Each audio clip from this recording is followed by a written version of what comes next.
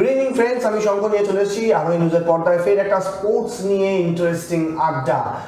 প্রতিদিনের মতো একদম আমি আজকেও একটা ইন্টারেস্টিং টপিক নিয়ে আড্ডা মারবো, কিন্তু আমরা সবার আগে বলে রাখি যে আমাদের কিন্তু দীর্ঘকাল ধরে একটা অ্যাটলিস্ট 1-2 সপ্তাহ ধরে আমাদের কাছে বিভিন্ন আপডেট আসছিল বাংলার ফুটবল নিয়ে। ইস্ট বেঙ্গল, মোহনবাগান, মোহামেডান এই ক্লাবগুলোর ওপরে অনেক আপডেট আসছিল, সেগুলো কিন্তু আমরা দিতে থেকেছি। কিন্তু আজকের টপিকটা স্টার্ট করব একটু অন্যরকম ভাবে।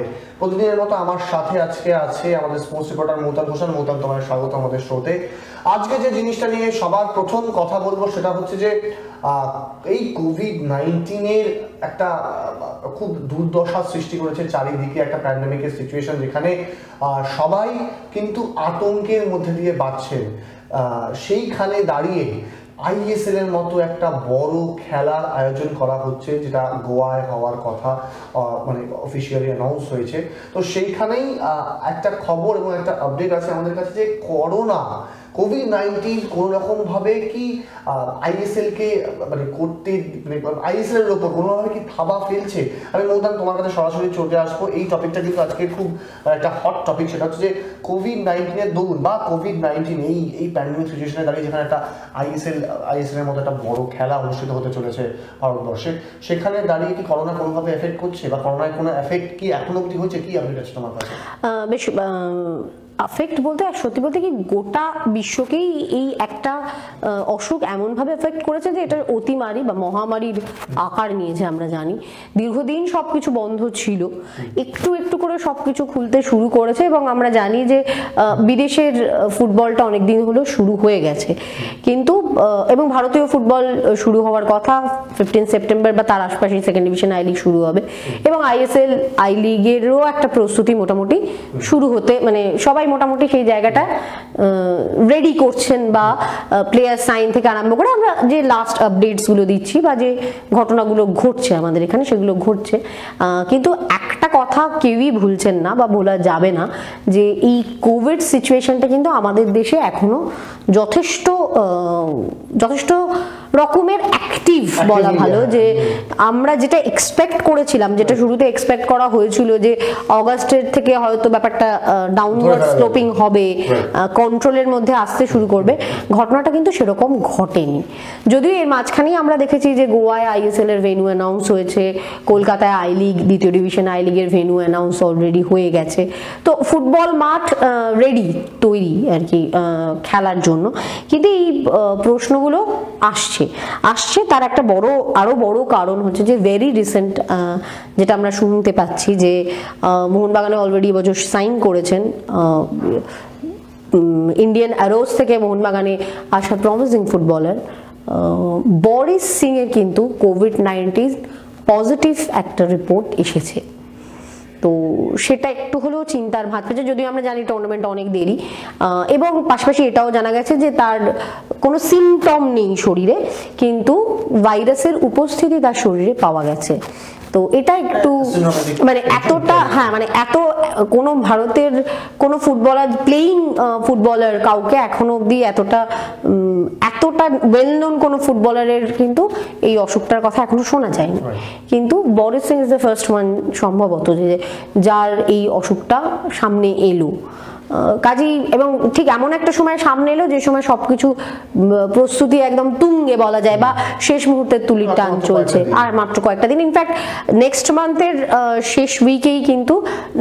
লাস্ট উইকেই কিন্তু সমস্ত আইএসএল এর টিমগুলোকে অ্যাসেম্বল করতে বলা হয়েছে এবং গোয়ায় পৌঁছে যাওয়ার জন্য বলা হয়েছে, কারণ আমরা জানি যে একটা হিউজ কোয়ারেন্টাইন পিরিয়ড, প্রায় 14 দিনের কোয়ারেন্টাইন পিরিয়ডে তাদের থাকতে হবে। আফটার দ্যাট তারা প্র্যাকটিস শুরু করতে পারবে। তো সব মিলিয়ে হাতে সময় কম। তো এরকম একটা জায়গায় বরিসের এই খবরটা একটু চিন্তার বলা যেতে পারে, যে একটা চিন্তার ভাঁজ ফেলছে সাধারণ মানুষ, মানে ফুটবল প্রেমীদের মধ্যে। যদিও মানে কোনো সিমটম নেই, এবং এখন আমরা জানি যে ঠিক যেমন অসুখটা খুব মারাত্মক জায়গায় পৌঁছেছে, তেমন রিকভারি রেটটাও অনেকটা বেটার, অনেক তাড়াতাড়ি রিকভার হচ্ছে। এবং যেহেতু কোনো সিমটম নেই, আশা করা যায় যে এই কোয়ারেন্টাইন পিরিয়ডটা ওভার হয়ে গেলেই he will free to play. এবং পাশাপাশি আর একটা জিনিস আমি শুনছিলাম, আমি একটি জনপ্রিয় ওয়েবসাইটে খবরটা পেলাম যে একজন ফুটবলার যার সাইন হয়েছিল কেরালা ব্লাস্টার্সে, নামটা খুব খটমটো নামটা আমি বলছি, অসওয়াল্ডো হেনরিকুয়েস। তো এই প্লেয়ারটি কিন্তু ইন্ডিয়ান কোভিড সিচুয়েশনের দিকে নজর রেখে তিনি এই মুহূর্তে আর কেরালা ব্লাস্টার্সের সঙ্গে থাকতে চাননি। তিনি তার চুক্তি এক্সিট ক্লজ নিয়ে তিনি চুক্তি ভেঙেছেন এবং ইসরায়েলের একটি ক্লাবে তিনি সাইন করেছেন।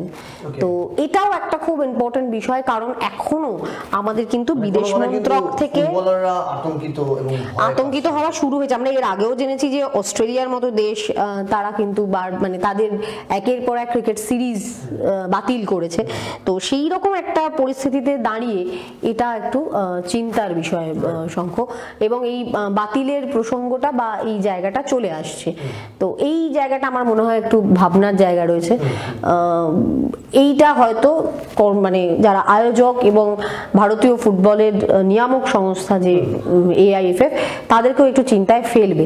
এবং ফার্স্ট উইকে কিন্তু যখন মানে সেপ্টেম্বরের যে প্রথম যে দুটো উইক প্লেয়ারদেরকে অ্যাসেম্বল করার কথা এবং গোয়ায় পৌঁছে যাওয়ার কথা বলা হয়েছে, এই সময়টা হয়তো বিদেশি প্লেয়ারদের বা বিদেশিদের নাও পেতে পারে ISL ফ্র্যাঞ্চাইজিগুলো। এবং সেক্ষেত্রে হয়তো এটিকের ক্ষেত্রে যিনি অ্যাসিস্ট্যান্ট কোচ আছেন অর্থাৎ সঞ্জয় সেন, সেরকমই প্রত্যেকেরই তো কোচিং স্টাফ শুধুমাত্র বিদেশি নয় দেশীয় রয়েছেন, তারা হয়তো এই প্রি সিজনটা ISL এ শুরু করবেন এরকমও একটা কথা শোনা যাচ্ছে। কারণ এখনো অবধি বিদেশ মন্ত্রক থেকে জানানো হয়নি যে বিদেশিরা কবে থেকে আমাদের দেশে আসতে পারবেন বা পারবেন না। তো এই সব ব্যাপারটা কিন্তু আবার একটু ভাবনায় ফেলে দিচ্ছে, বা এটা কিন্তু ভাবনার মধ্যে রয়েছে বলা যায়।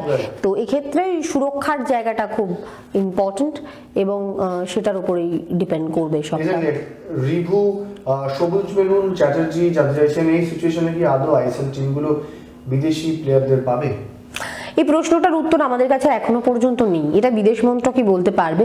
তবে আমরা যেহেতু দেখেছি যে একের পর এক বিদেশি সাইন হচ্ছে, আজকেও ইনফ্যাক্ট সাইনিং এর খবর রয়েছে ISL এর ফ্র্যাঞ্চাইজিতে। তো এরকম ভাবে যখন সাইনিংটা হচ্ছে, একটা তো কোথাও না কোথাও আলোচনার জায়গা রয়েছে বা আলোচনা কোথাও না কোথাও হয়েছে, না হলে হঠাৎ করে সমস্ত ফ্র্যাঞ্চাইজিগুলো তাদের বিদেশি প্লেয়ারদের নাম অ্যানাউন্স করছে সাইনিং এর বা সাইন করাচ্ছে নতুন প্লেয়ার, এটা বোধহয় হতো না, এটা আমার ধারণা। কিন্তু অফিসিয়াল অ্যানাউন্সমেন্ট কিছু আসেনি। এবং আমরা বিশেষ করে যদি এটিকে বাইরে ম্যাক্সিমাম ফ্র্যাঞ্চাইজিগুলোরই কিন্তু প্রধান কোচও কিন্তু বিদেশিই দেখা গেছে। তো সব মিলিয়ে কিন্তু মানে এটা এক্সপেক্টেড যে বিদেশিরা অ্যালাউ হবে। এবার আমি একটা কথা বারবার আমার মনে হচ্ছে, বা আমি যেটা বলছি বারবার, যে ভারতীয় মানে আমাদের স্বরাষ্ট্রমন্ত্রক বিদেশিদের হয়তো অ্যালাউ করবেন, এটা খুব হিউজ কোনো প্রবলেম হবে না আমাদের দেশের জন্য। কারণ আমাদের কোভিড সিচুয়েশন এমনি মানে এখনো অবধি করোনা আমাদের দেশে রয়েছে, এমন নয় যে we are shield by everything, এরকম হয়নি। অসুখটা যখন ঢুকেই গেছে আমাদের দেশে, এবং শুধু ঢুকে যায়নি, রীতিমতো হাত পা মেলে বিরাজ করছে বলা যায়। তো সেখানে নতুন করে এবং আস্তে আস্তে আমরা দেখছি আনলকটাও আমাদের দেশে শুরু হয়ে গেছে। কারণ আমরাও কোথাও এটা বুঝে গেছি, বা আমাদের যারা পরিচালিত করেন আমাদের দেশ, তারা বুঝে গেছেন যে এবার চলতে হবে, না হলে না খেতে পেয়ে মরতে হবে। তো এই সত্যিটা খুব বড় সত্যি। সেই জায়গায় দাঁড়িয়ে ফুটবল, ক্রিকেট এগুলো আস্তে আস্তে শুরু হচ্ছে, IPL শুরু হচ্ছে, ISL শুরু হচ্ছে, I লিগ শুরু হচ্ছে, অন্যান্য খেলাধুলো শুরু হচ্ছে। সবাই প্র্যাকটিসে নামতে শুরু করেছেন, সিন্ধু, মেরিকম এরাও খেলা শুরু করছেন আস্তে আস্তে। ব্যক্তিগত এগুলো যেহেতু ব্যক্তিগত খেলা, সেই জায়গায় এটা সুবিধা রয়েছে, তারা ব্যক্তিগতভাবে প্র্যাকটিস করছেন, কিন্তু টিম গেমের ক্ষেত্রে সেটা হয় না। এবং এর আগেও কিন্তু আমরা দেখেছি যে আমাদের ভারতীয় দলের হকি অধিনায়কেরও কিন্তু কোভিড পজিটিভের একটা রেজাল্ট এসেছে, এবং হকি টিমের বেশ কয়েকজন করোনা পজিটিভ ছিল। তো এই ঘটনাটাও আমরা দেখেছি। তার মধ্যেও কিন্তু খেলাধুলো চলছে এবং শুরু করতে হবে, নিউ নর্মালকে তোমায় মেনে নিতে হবে। কিন্তু প্রসঙ্গ হচ্ছে যে সমস্ত দেশ কি তাদের ফুটবলারদের বা তাদের যারা সিটিজেন, তাদের নাগরিকদের অন্য কোনো দেশে যাওয়ার পারমিশন দেবেন? এটা একটা বড় প্রশ্ন। সেইটা যেমন অস্ট্রেলিয়া সম্ভবত দেবে না, এটা আমরা কিন্তু জানি, এটা এখন তো দিচ্ছেই না। না অস্ট্রেলিয়া কোনো সিরিজে যাচ্ছে, না কোনো তাদের মানে হোমল্যান্ডে না তারা কোনো সিরিজ করছে, বা না তারা আউটসাইডে খেলতে যাচ্ছে। তো সেরকম এখন এক্ষেত্রেও একটা বড় প্রশ্ন যে অন্যান্য দেশের ফুটবলাররা তাদের দেশ তাদেরকে পারমিশন দেবে কিনা বিদেশে গিয়ে খেলার, তো সেক্ষেত্রে একটা বড় ক্রাইসিস তৈরি হতে পারে।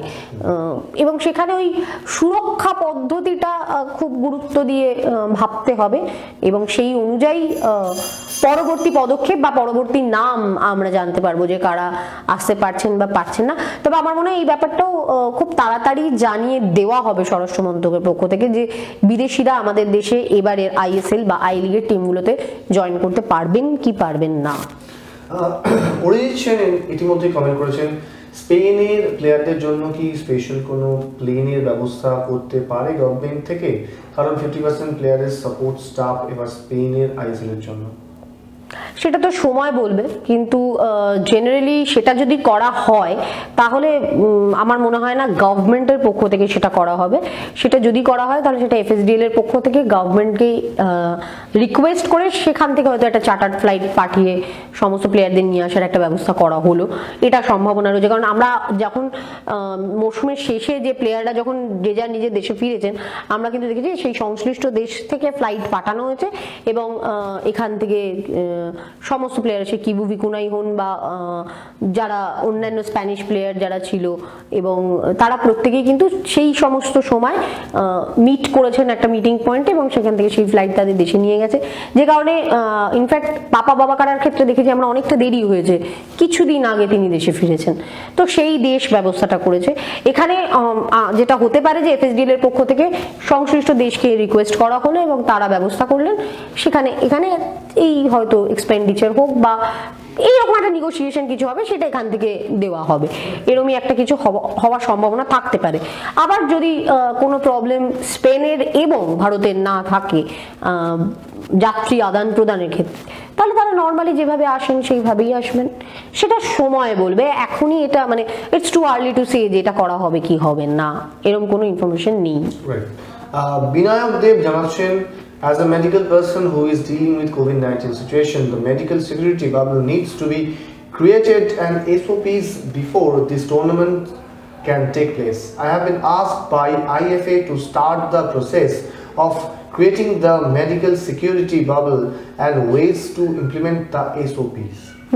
এবার এসওপিটা তো অলরেডি বেরিয়েই গেছে যে কি কি তোমায় করতে হবে বা না করতে হবে, এবং ফুটবলের ক্ষেত্রে সেটা খুব হিউজ, কারণ আমরা জানি ফুটবল একেবারে বডি কন্ট্যাক্ট গেম এবং ভেরি রিসেন্ট যে কারণে এখন এই এসওপিটা না মানার জন্য নেইমারের মতো মহাতারকাকে পিএসজি চ্যাম্পিয়ন্স লিগের ফাইনালে পাবে কিনা সেটা নিয়ে প্রশ্ন উঠে গেছে, কারণ তিনি শুধুমাত্র অপোনেন্টের একজন প্লেয়ারের সাথে জার্সি বদল করেছেন বলে।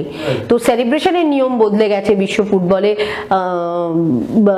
প্লেয়ারদের খেলার পদ্ধতিতে বেশ কিছু মানে ডিউরিং দ্য গেম তাদের অ্যাটিটিউডে বেশ কিছু চেঞ্জেস আনতে হয়েছে। তো এরকম অনেকগুলো ছোট ছোট ফ্যাক্টর থাকবে যে জায়গাগুলো মেনটেন করতে হবে, এবং এসওপি অলরেডি সবার কাছে এসে গেছে, যে ফিফার তরফ থেকেও এসে গেছে, আইসিসির তরফ থেকে এসে গেছে, সংশ্লিষ্ট সমস্ত খেলার যারা গাইডলাইন দেয় হুয়ের থেকে মতামত নিয়ে সেই মতো একটা এসওপি বা গাইডলাইন তৈরি করে তারা দিয়ে দিয়েছেন সংশ্লিষ্ট সংস্থাগুলোকে, এবং সেই এসওপি অনুযায়ী অবশ্যই বায়ো বাবল তৈরি হবে আইএসএলও আই লিগও, যে কারণে সেপ্টেম্বরের লাস্ট উইকের মধ্যে সমস্ত টিমকে গোয়ায় যেতে বলা হচ্ছে এই বায়ো বাবলটা তারা যাতে তৈরি করতে পারে। এবং আমরা জানি যে 31শে মার্চের মধ্যে কিন্তু শেষ হবে, and it's the huge time, কারণ আইএসএল এ অনেকগুলো ম্যাচ সারা বছর ধরে, অলমোস্ট আই লিগ আইএসএল একটা সারা বছর মানে একটা মেজর টাইম ধরে চলে এই দুটো টুর্নামেন্ট গোটা দেশ জুড়ে, সেটাকে একটা ভেন্যুতে অ্যাসেম্বল করে যখন ম্যাচ হবে ইট উইল টেক টাইম, এবং পদ্ধতিটা তো হোমেন হবে বেসিসে প্রত্যেকটা টিমের দুটো করে মানে মুখোমুখি হবে দুবার গ্রুপ লিগে, সেই অনুযায়ী সেইভাবেই ব্যাপারটা আমরা জানি এন্টায়ার প্রসিডিওরটা, তো অনেক সময় সাপেক্ষ ব্যাপার, সেটাকে মেনটেন করার জন্যই বায়ো বাবলটা তৈরি করতে হবে, এবং সেটা তারা তৈরি করবেন, এবং তার বেশ কিছু নির্দেশিকা বা সুরক্ষা পদ্ধতিও রয়েছে, সেগুলো তারা মেনটেন করবেন যাতে এই সমস্যাটা তৈরি না হয়। এখানে অনিকেত চট্টোপাধ্যায় জানাচ্ছেন, উনি কমেন্ট করছেন, আপনারা ভালো খবর করছেন, একটা ইনফরমেশন দেওয়ার আছে, এটা পুরো সম্পূর্ণ অন্যদিকের একটা জাস্ট একটা কমেন্ট করছি। ডার্বির ইতিহাসে দ্রুততম গোল আকবরের করা 17 সেকেন্ডের গোলকে ধরা হয়, তথ্যটি ভুল, কিন্তু 1951 সালে করা গোলটি 14 সেকেন্ডের মধ্যে করা। বিষয়টা ইস্ট বেঙ্গল বা মোহনবাগান নয়, বিষয়টা সালের যোগ্য সম্মান পাওয়া নিয়ে অনিকেত চট্টোপাধ্যায় তারপরে জানাচ্ছেন এই বিষয়টা নিয়ে আপনারা যদি একটু বলেন, এই বিষয়টা নিয়ে বিশদ তথ্য আমি দিতে পারি। 1951 সালের আইএফএ শিল্ডের ফিফটি ফাইনালে গোলটা হয়েছিল। নিশ্চয়ই দাদা এর বিষয়টা অন্য, আমরা নিশ্চয়ই এটা মানে এই ধরনের কোন দিন বা এই বিশেষ দিনগুলো নিয়ে আমরা এটা নিয়ে নিশ্চয়ই আলোচনা করতে পারি। আমরা কয়েকদিন আগেই 16ই আগস্ট নিয়েও একটা বিস্তারিত আলোচনা করেছিলাম। কোনো একদিন সময় করে আমরা নিশ্চয়ই এই বিষয়টা নিয়ে আলোচনা করব, আমাদের মাথায় রাখবো এবং আমাদেরকে এটা আইডিয়াটা দেওয়ার জন্য আরো বেশি করে বলবো, উই উইল ডেফিনেটলি ডু। আচ্ছা,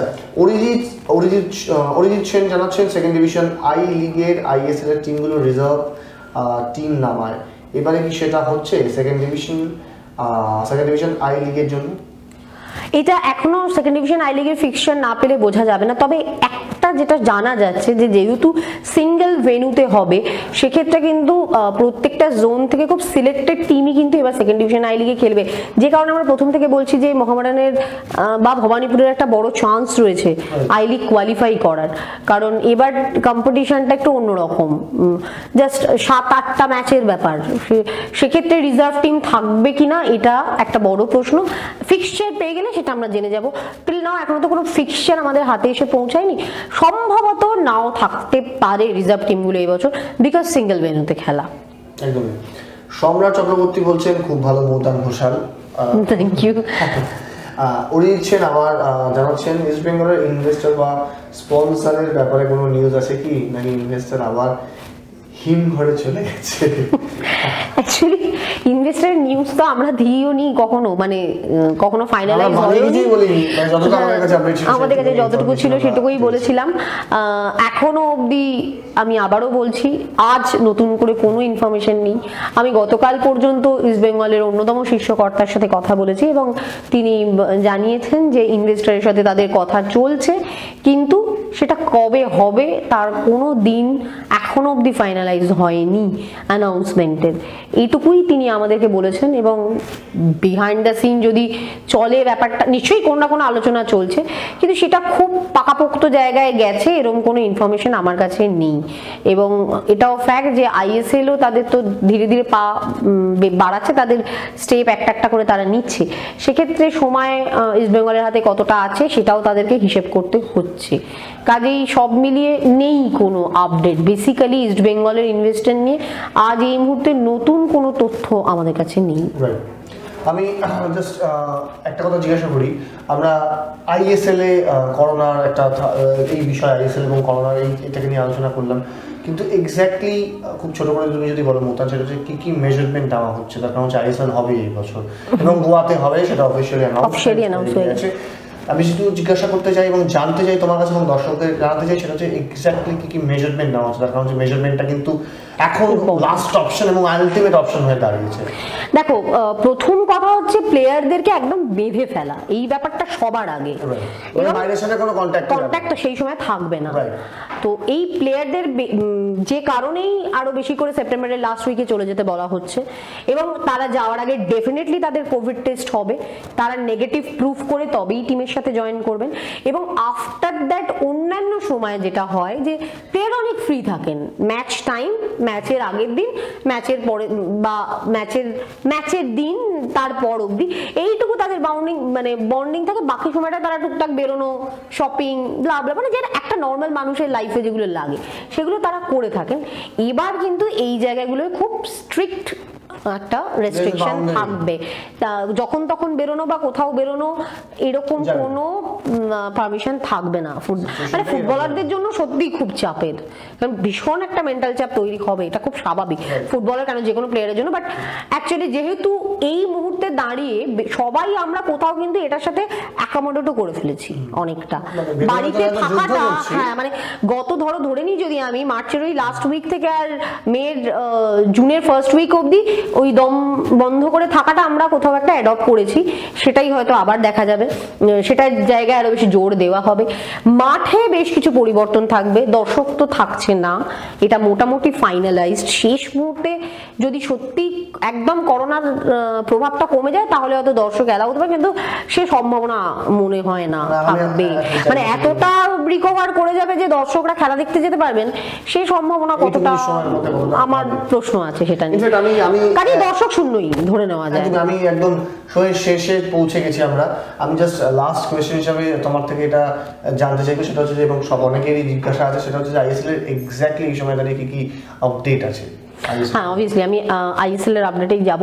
আজকে টিম আপডেটের ক্ষেত্রে মানে প্লেয়ার আপডেটের ক্ষেত্রে একটাই এখন অবধি পাওয়া গেছে, সেটা এটিকে মোহনবাগানের।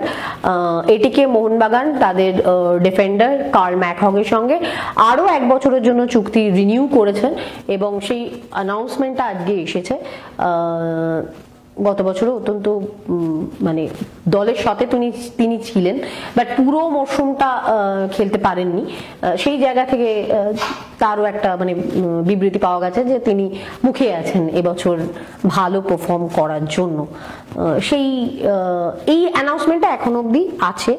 আর কেরালার যে প্লেয়ার সরে যাচ্ছেন সেই কথাটা তো আমি আগেই শুরুতেই বললাম যে কোভিড সিচুয়েশনের জন্য যে একজন প্লেয়ারকে না পেয়ে তার রিপ্লেসমেন্ট অন্তত সাইন করাতে হবে কেরালা ব্লাস্টার্সকে। এই দুটো মোটামুটি এই মুহূর্তের যা খবর, আর মানে অ্যানাউন্সমেন্ট এই দুটোই হয়েছে আজকে। এক্স্যাক্টলি এরকম অনেক অ্যানাউন্সমেন্ট এবং অনেক ইন্টারেস্টিং জিনিস আমরা আবার আলোচনা করব, আগামীকাল আলোচনা করব। আজকে সময়টা একদম শেষ হয়ে গিয়েছে এবং এরকম আরও ইন্টারেস্টিং টপিক নিয়ে আবার আমি এবং মমতা নিয়ে চলে আসবো আরোই নিউজের পর্দায়। স্পোর্টসের অনেক আপডেট, ততক্ষণ আরও খবর জানতে দেখতে থাকুন আরোই নিউজ।